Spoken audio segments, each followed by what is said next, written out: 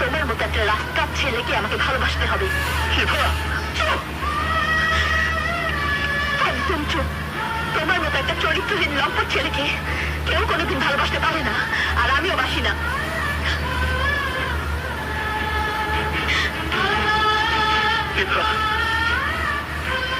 তুমি আমাকে বলছো চরিত্রহীন লম্পট? তোমার কি মাথা খারাপ হয়ে গেছে? না, মাথা এখন ঠিক হয়েছে।